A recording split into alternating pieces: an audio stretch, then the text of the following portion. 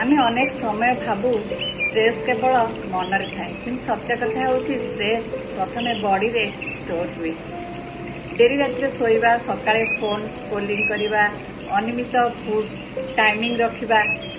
आम विश्राम ठीक नवा ना कि कन्स्टाट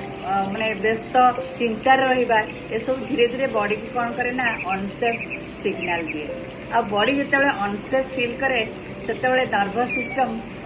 सर्वाइवल मोड को चली जाए। तापर कौन हुए ना आम छोट कथार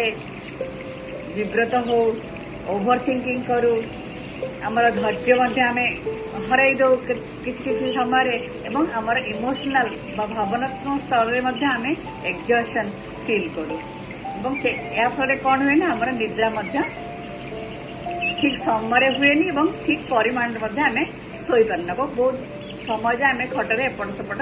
हो या फल कौन हुए ना आमर फोकस बहुत कमी जाए। आम बाबू जे एमती कहीं मो सहित होमें आमर बॉडी रे किसी असुविधा कि माइंड रे किसी असुविधा आम यही भाव में चिंता कर बॉडी आमर गोटे मेसीन नुहे या गोटे रिदिम रे काम करे।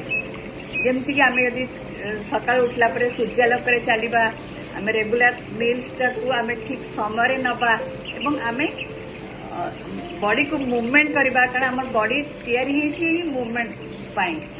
कौन सी जगह आम अधिक समय स्थिर होगी बसी पड़ा नहीं तेणु आम जो अधिक समय बसुचे पुणी किसी समय आम किसी एक्टिविटी करवा वॉक करवा आम आम निद्राटा हूँ सबुठ आमर दरकारी जिन जे आम भल भाव में निद्रा नवा कारण आम यही स्लीपिंग टाइम रे आमर बॉडीर रिपेयरिंग प्रोसेसटा होता है। जब बॉडीटा जहाँ दिन सारा आम जहाँ बॉडी फंक्शन कला तार जब रिपेयरिंग रात न हम आम शोवा समय आम पुणी आम बॉडीर मेकानिजम केते आमको सस्टेन कर तेणु आम निश्चित भाव में किसी असुस्थतार शिकार हवा तेणु आम जो स्लीपिंग टाइम टाक ठीक रखिले आम कौन हम ना बॉडी सेफ फील कर कौन कर हिलिंग सब आमर मेडिसिन रु आसेनी केबे केबे आमर हिलिंग आरंभ हुए आमर डेली आम कौन रूटीन रखुचे आम जहाँ कहुए कि आम दिनचर्या कि भाव में करुचे जमती आम यदि टिप्स हिसाब से आम ग्रहण करवा आम निश्चित भाव में सूर्यालोक किस समय रहा एवं आम सका उठला सांगे सांगे आम फोन को धरवा नहीं एवं आम निश्चित भाव में वॉकिंग हो योग हो ये सब मूवमेंट को आम निज लाइफ रे शामिल करवा एवं आम जो स्लीपिंग टाइम को ठीक रखा भल निद्रा जमती आम जापर आम किसी निज